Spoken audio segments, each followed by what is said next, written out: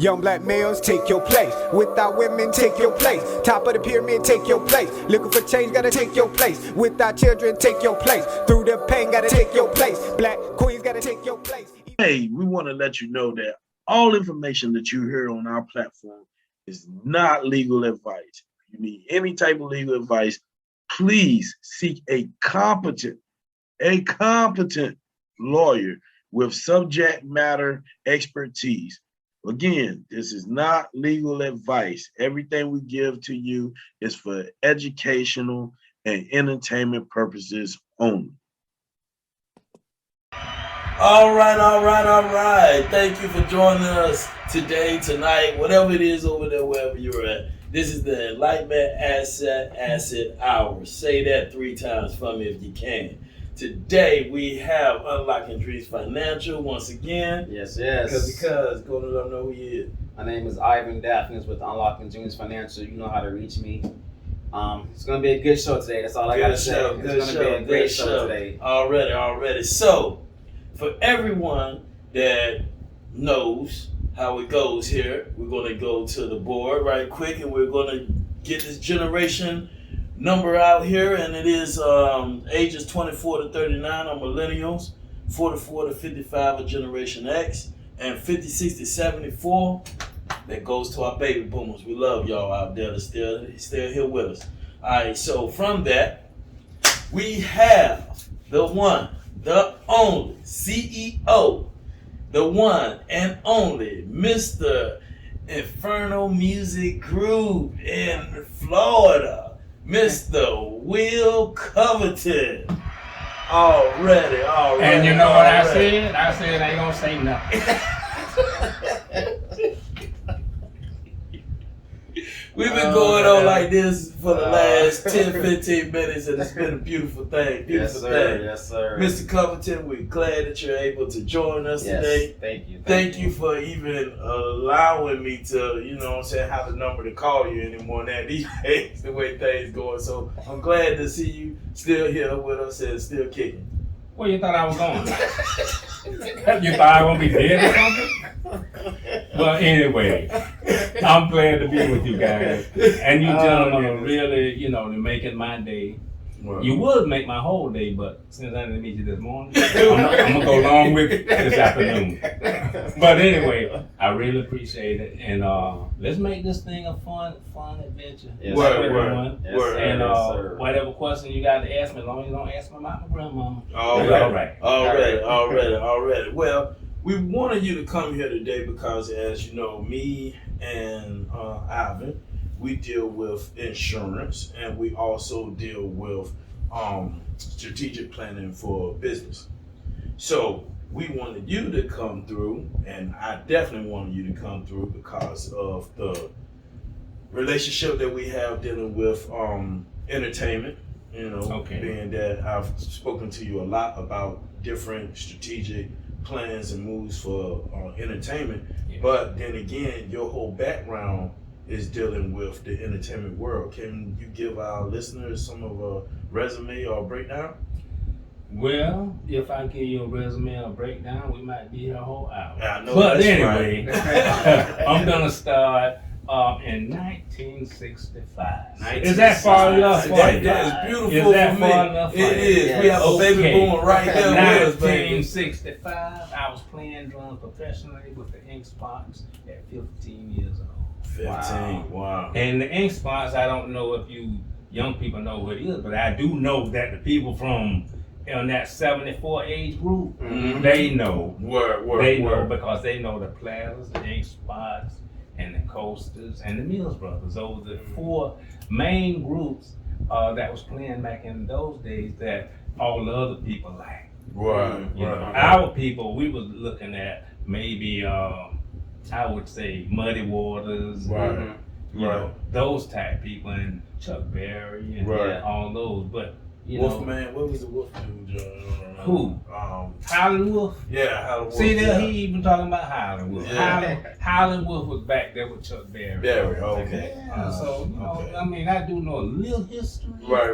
Even though I was back there dancing too, trying to dance. Right. Okay.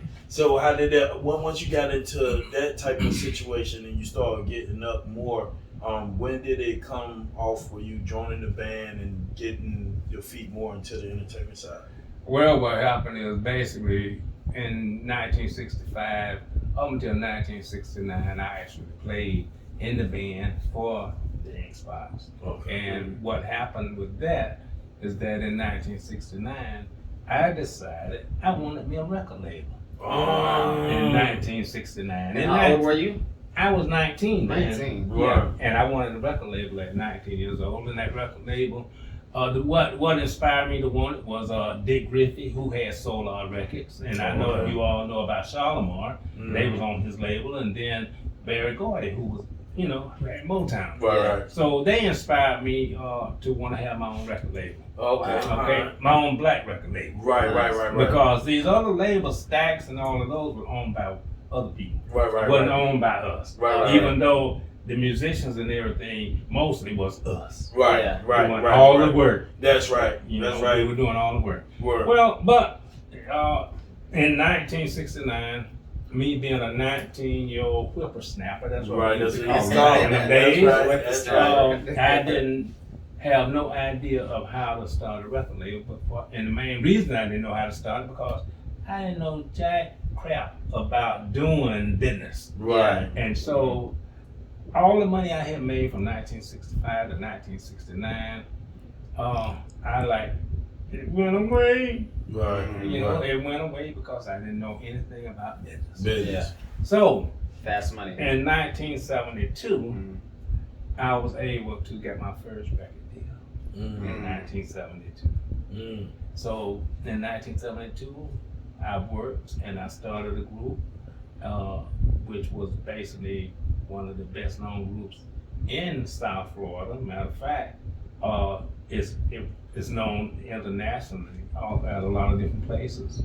And so when I decided that we were going to work with that group, and we ended up coming up with, we had 7 or 8 hit records from 1972 to 1976. Right. But what happened with that was we working and we playing and we getting paid. Right. We getting paid. Right.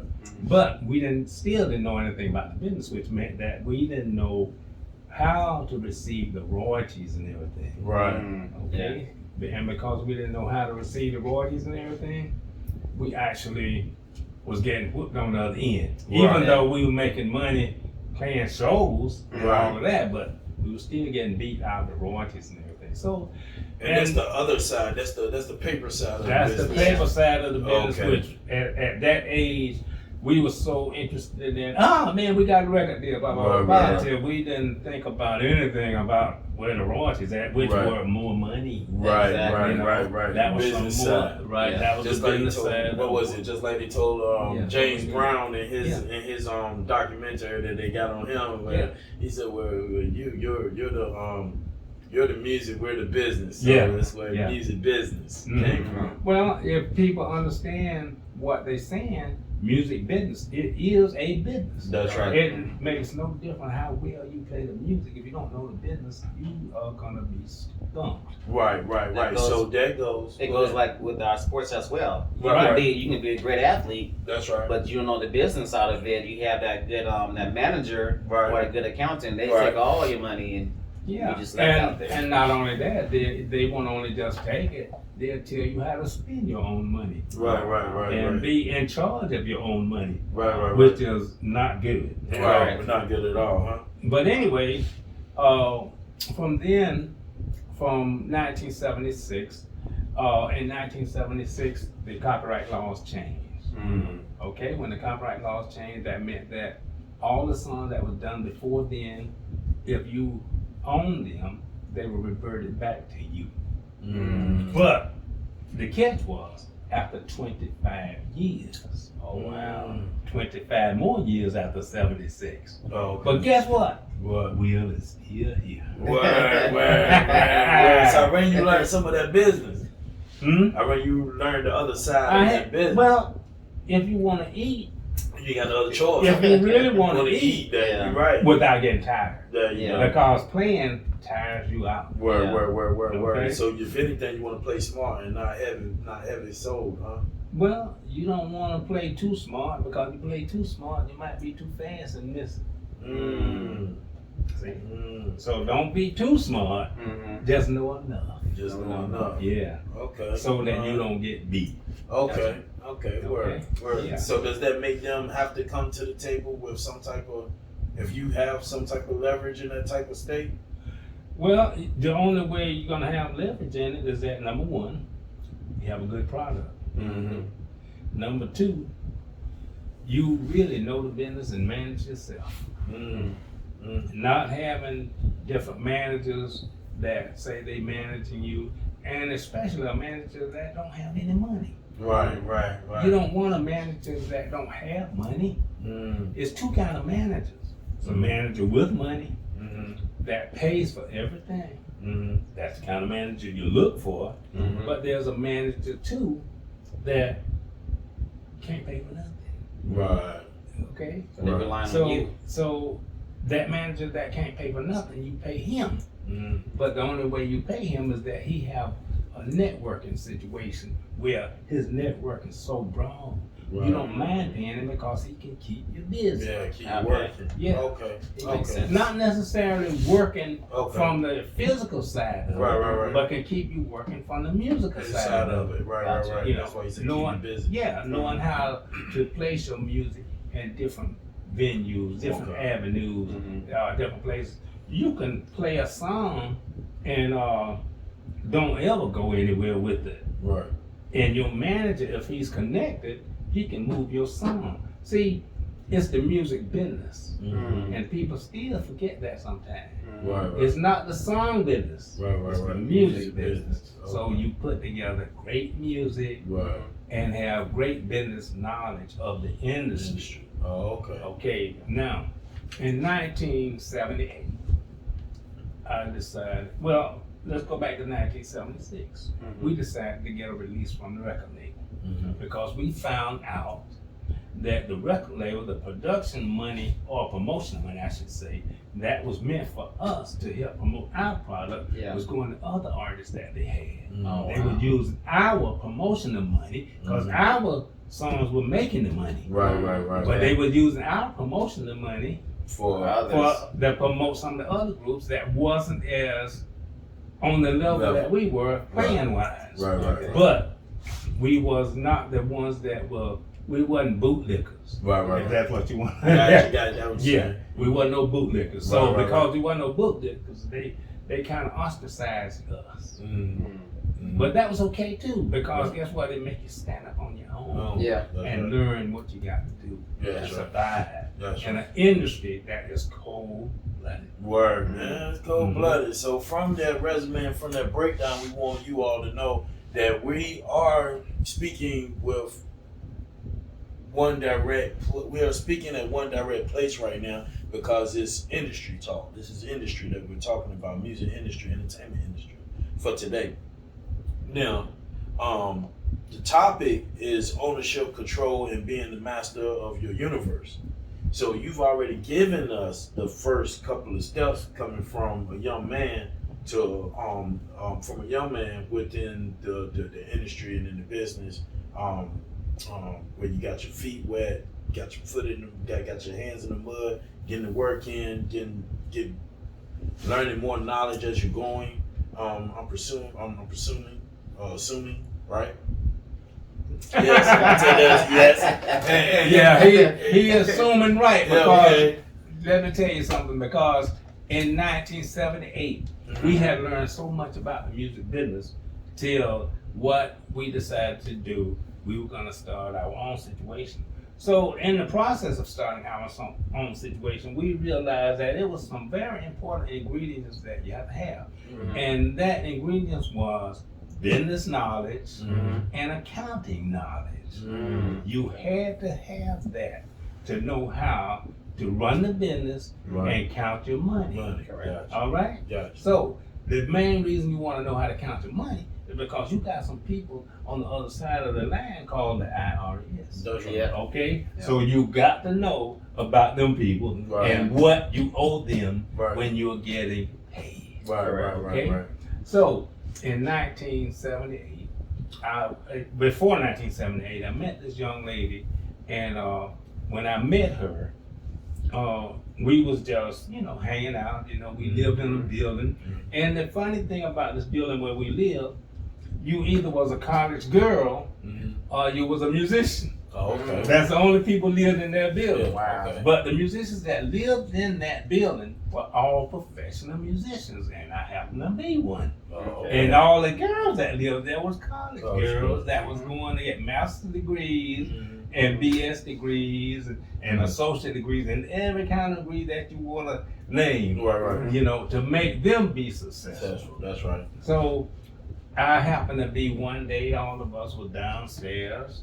We downstairs and we looking upstairs and the girls walking upstairs, right? And we said, whoa, so what we did, we made a wager. Okay. And that wager was, who gonna get that girl right there? And I said, me. I'm gonna get her. Okay. So what happened is I looked up there and I looked at them damn legs. Okay. And boy, when I saw them legs, I said, uh-oh, that's her. I got to get her. So we made a wager, and guess what happened? Come to find out, the one that I chose, or she chose me, whatever, when it went, she had a master's degree in business administration and a BS degree in accounting from the University of Miami. Wow. And I said, whoa. Exactly what you needed. Because guess what?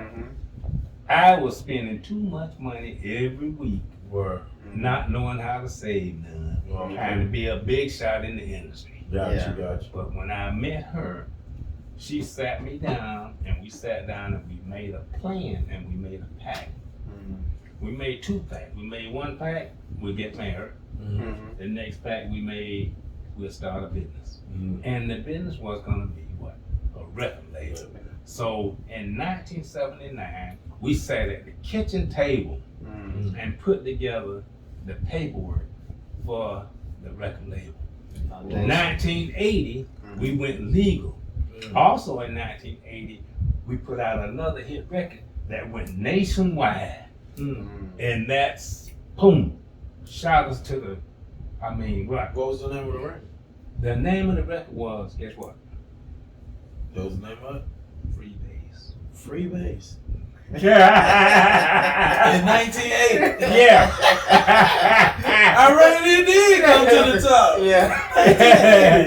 Free Bass. Yeah. Right. Free Bass all over your face. Set your mind on fire. If that's your desire. All you gotta do is put it in the pipe when you're fired up. Make it feel real fine. Free Bass all over your face.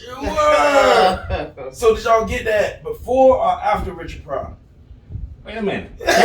Richard Pryor, we got that before Richard Pryor got burned up. Because what happened is, see, in Los Angeles, they was already free bass. Right. But in Miami, they wasn't. Right. They were learning how to free bass. Okay. So we took that and said, hey, let's make a song about it. Right. So in Miami, we made a song called Free Bass. Right. And that song, boom, skyrocketed because everybody was free bassing, getting high, and when we were getting high too off the song. Right. So we was moving forward, and then after that, that started blossoming and really putting us in, in this hemisphere, not the atmosphere, in the hemisphere. Right. Yeah. So we was good with that, and we named the group the Wisdom Band. Okay. Before then, though, the other group. Hold on, before you go on, why the name Wisdom Band? Did it have any significance? Or any meaning ties to something? Well, the time was that, we had learned a lot about the music business. Okay. So we called it the Wisdom Band. Okay. But because we couldn't spell wisdom like W-I-S-D-O-M. Right. We had to pronounce it as wisdom, W-I-Z-Z-D-O-M. Oh, okay. Because a group in New Jersey had the name Wisdom. Oh, Okay. But when you say wisdom, it sounds the same because the average person don't pronounce it wisdom. That's right. They pronounce it wisdom. That's right. Yeah. So you would think that it's the same name. Right, but it's spelled different. But it's spelled different. But before then, we had the other group that I was talking about, which I never named, was called Russell Express. Well, this is something that you guys, as you move along, you'll learn as you go. Russell Express and Wisdom had the same members, just a different name. Oh, word. Okay. Okay. Yeah. So that's the way we did it. We had a different name. That's almost like acid and acid. Like, Yeah. You know, I did mine, Yeah. but I someone was speaking to me last week about it and told me I need to put a curvature over the I, so Right. it sounds harder.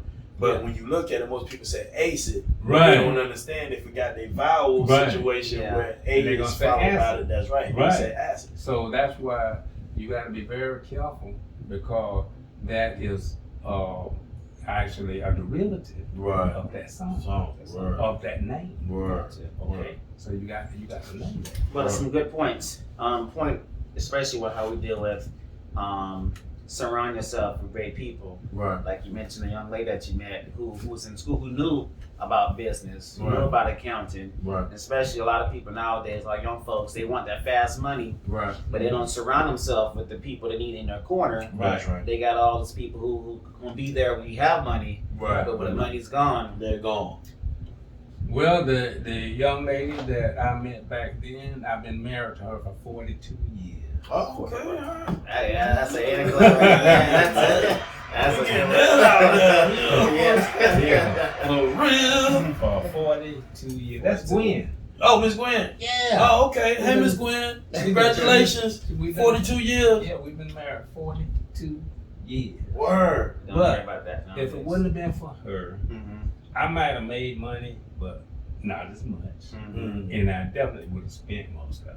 Word. So during your up and coming growth, when it came down to you have a what is it called? You have a production house, you have a record label, and you Production have company. a production company. My fault.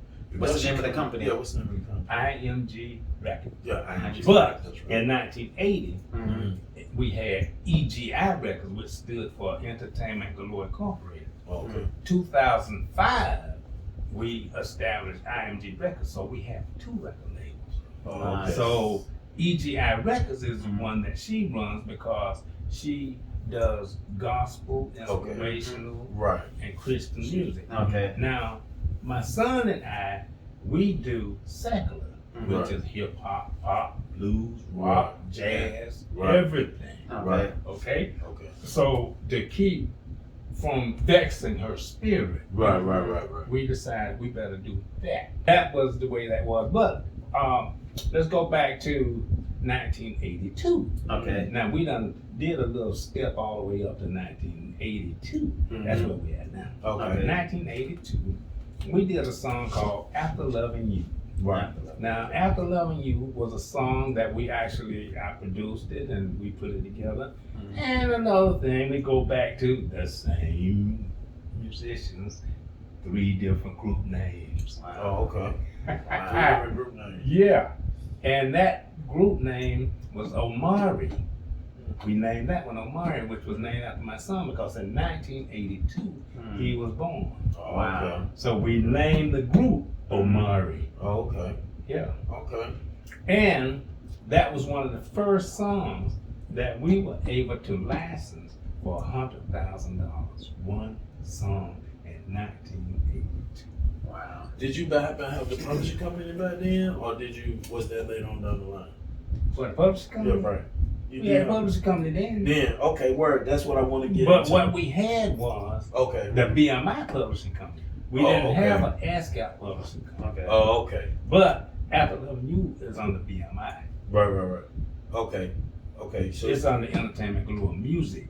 Oh, okay. It's not under Infernal Music Group Publishing. Oh, okay. I mean, music. Yeah. Music. Okay. Yeah. Okay. All right. So as you got older into the business and being gaining more information on things, when it came down to contracts and things of that nature, in the business, we know that artists signs contracts that have insurance policies and other things in it for the get back of money spent, right?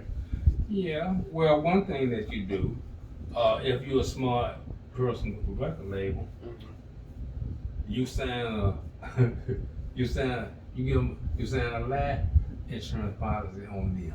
Right. Okay. Explain that.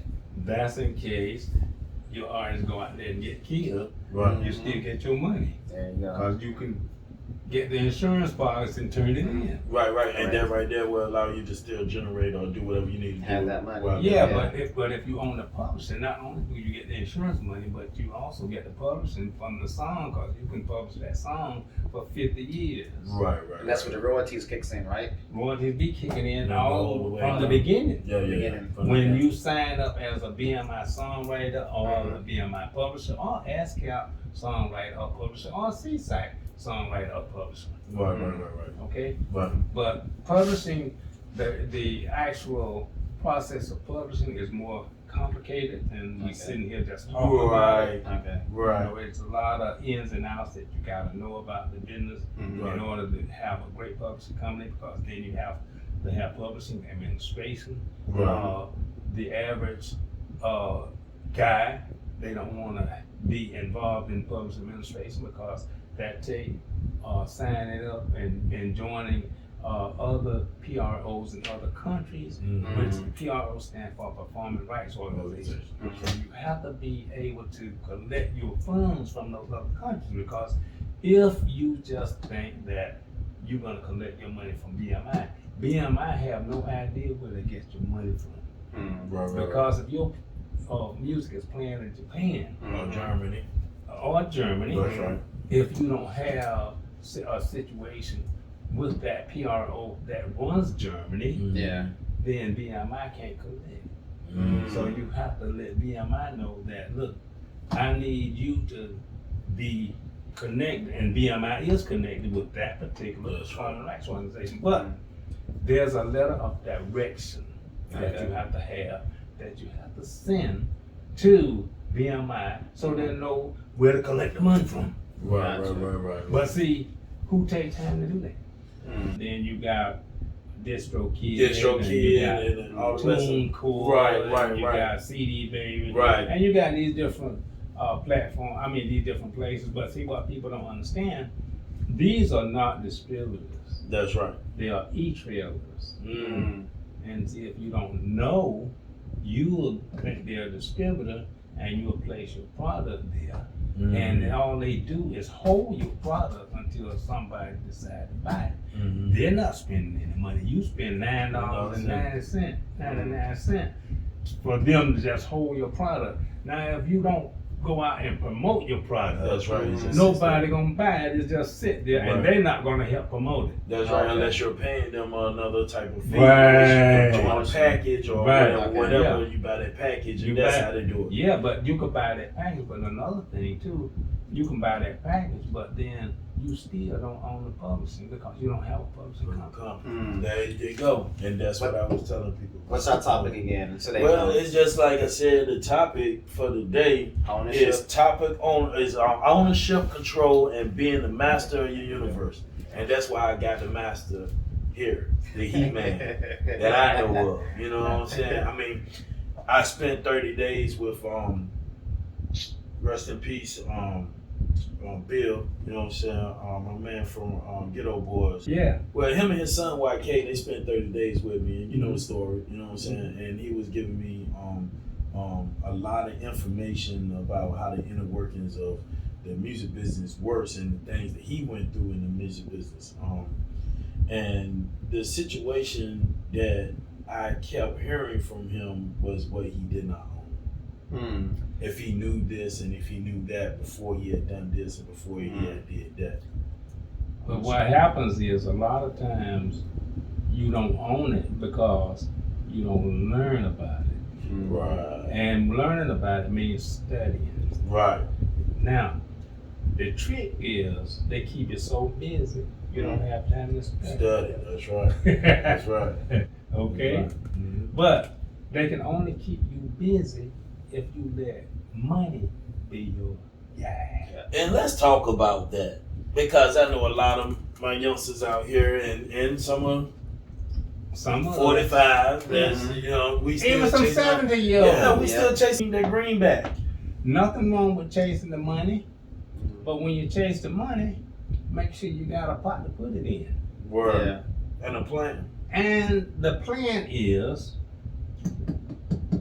generational Generational That's what wealth. it is. Generational wealth.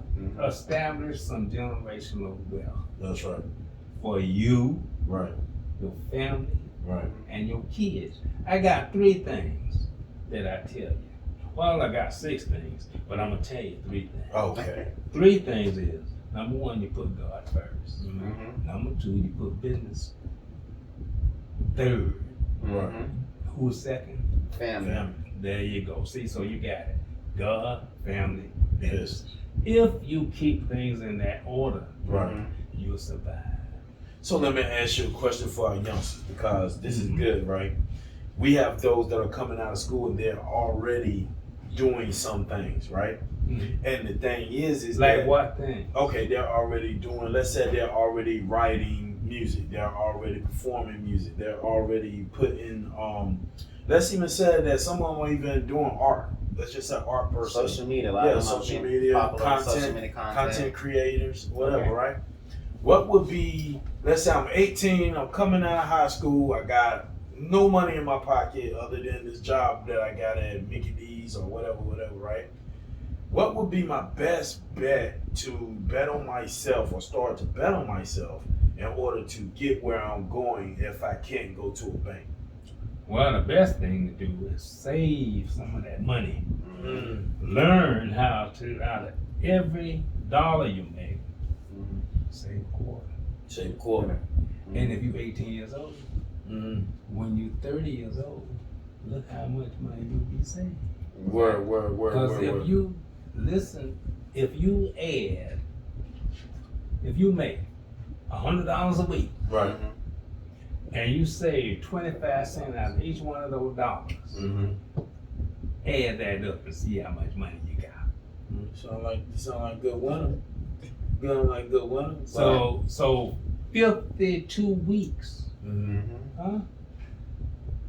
At times, $100 times 25. Man, where your phone at? Because I want to see what it looks Now you like. gotta use your phone. See what it look I like. want to see what that look like. I want him to see what it look like. Yeah. You look for okay, I wanna see. $100 a week, Mm-hmm.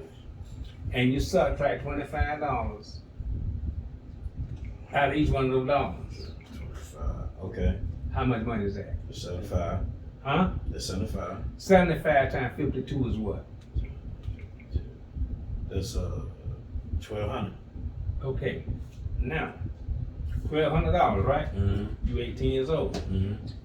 28 years old. 10 years from now. Times 10, right? Yeah. That's $12,900. $12,900. Now, you go back. Mm-hmm. Now, ain't nobody making just $100 a week. Right. You understand what I'm saying? We got you on that. So I'm just giving you average. Right. Suppose you were saving 50 cents out of every dollar. Right. So what do you say about someone that uses the vehicle of, let's say, insurance or IRA or money market accounts? Well, the IRA, I don't like that too much. Okay. Because it got too many chances of when certain things happen, you lose it all. That's right. Okay? Now, the different IRA accounts, they work different, Right. but okay, it's just like right now with the war going on. Yeah. The only people gonna make money Is people that got money and things that we There really you go. appreciate on every All day. right. Yeah, So- that's right. So it's no Military. yeah. expense. So what? Yeah, so there's what? so many people, So what yeah. you end up doing? Mhm. What you need to end up doing is you find revenue streams Mhm. that you can progress with. Right. Okay. Say, okay, you 18 years old. Mhm. Now I done start, wait a minute, this one, this one I do. I'm gonna make me some t-shirts. Yeah. So, okay, you start out selling you some of those $20 t-shirts. Might even sell them for $10. Right. Mhm. But you sell 10 t-shirts a week. Right.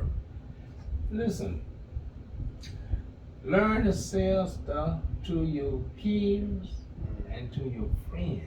Mm. Then other people will come. So- Seen it happen. Yeah. Yeah, well, that Happen. That's how it works. Yeah. that's it. Yeah, That's how it. it works. So it's just like people, when you put together revenue streams, Right. Mhm. you have a goal for that revenue stream. Right. You put a situation together where that revenue stream is going to generate $100,000.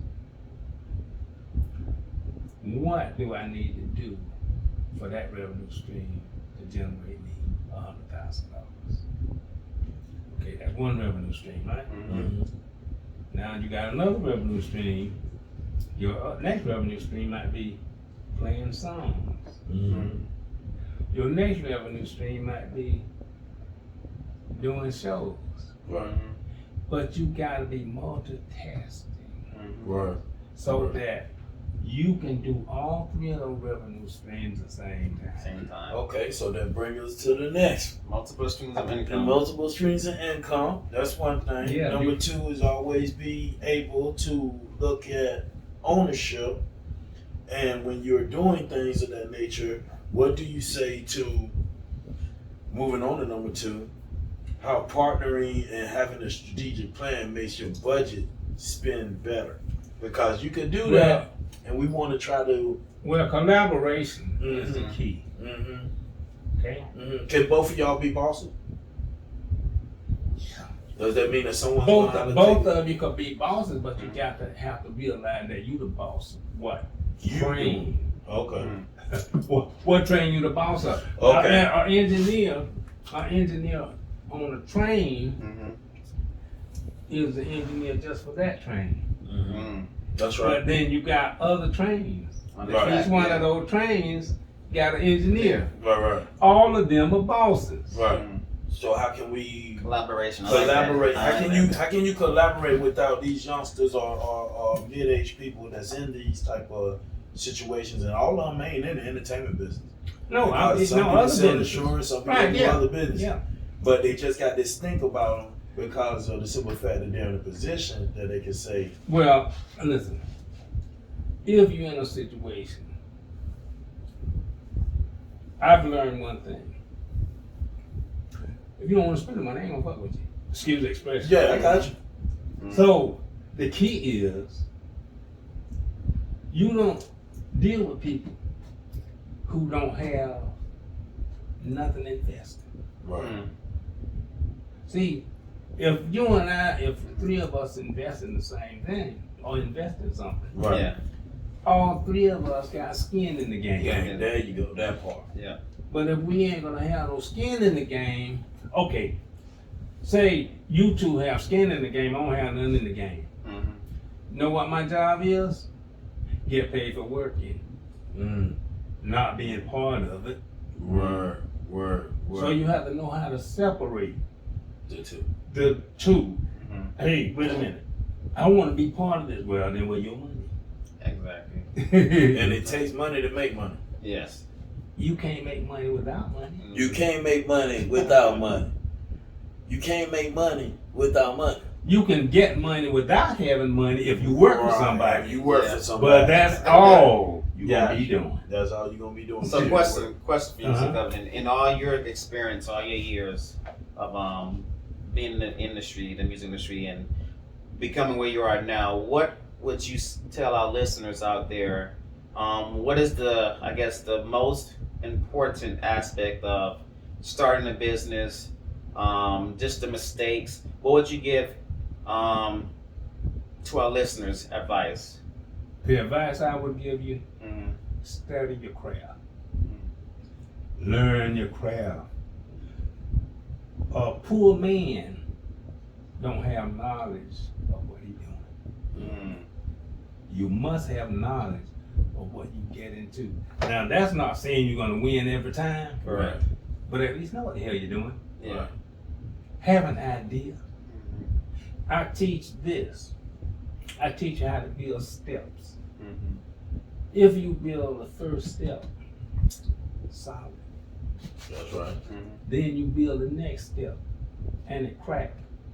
You can't fall no farther than the first step because that's solid. That's right. So what you do, you make sure that each step up is solid. Now, if you keep going higher and higher, the last step that you do may crack. Right. But you can't fall below that last step you build. Right. Yeah. Right. It's solid. Solid. That's right. Yeah. Solid. See? So that's how you put together situations so you can create a mountain. So when you do that, does that mean that you have to be one of those people that knows the difference between selfish and selfless? Well, if you selfish, it ain't gonna work. Word. Maybe you're trying to hoard everything. Yeah. You're trying to hoard everything. It's you not can't, gonna, it's and not not gonna let work. nothing go out. But if you are, I would say, I wouldn't call it selfless. What do you call it? I would call it being entrepreneurial. Wanting to help. Wanting to help other people. See, whatever you do, you gotta have a passion for it. That's right. When you don't have a passion for what you do, you know what your interest is? Money.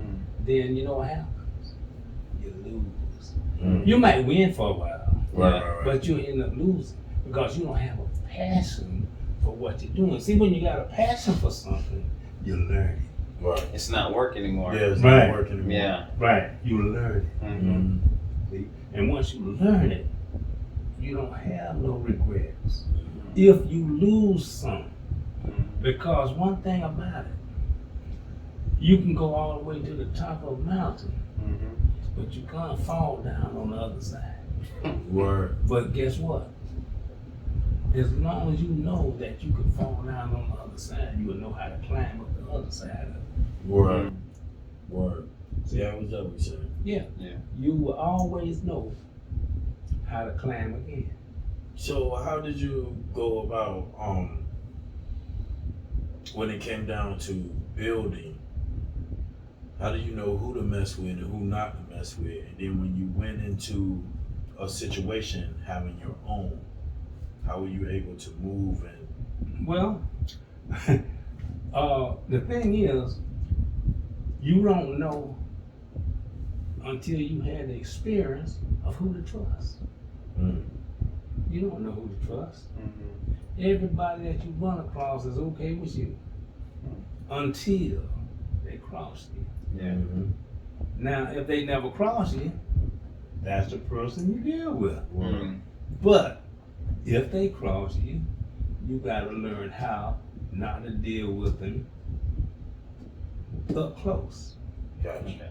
That don't mean stop dealing with them, because you got to sometimes deal with the bad guys. Yeah. That's right. All right? That's right. Once you learn how to deal with the bad guys and the good guys, then you could be successful. Word. Like Word. that. I like that.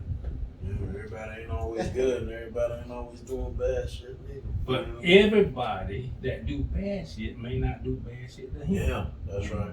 But they might do bad shit to you or me. Me, that's right. So that don't mean That's right. they bad to I. That's right. That's right.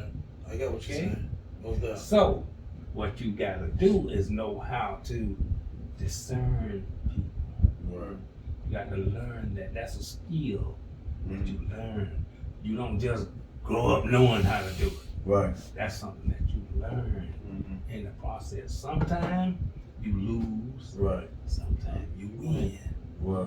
But learning how to discern people is very important. Now, my discernment comes like this. I look you right in your eye, and I can see your soul. You understand? So I can tell what you about. Or By seeing your soul. Take your place. See, the soul of a man is in his eyes. Young black males, take You your just- place. Without women, take your place. Top of the pyramid, take your place. Looking for change, gotta take your place. Without children, take your place. Through the pain, gotta take your place. Black queens, gotta take your place. Even the children, take your place. My nigga.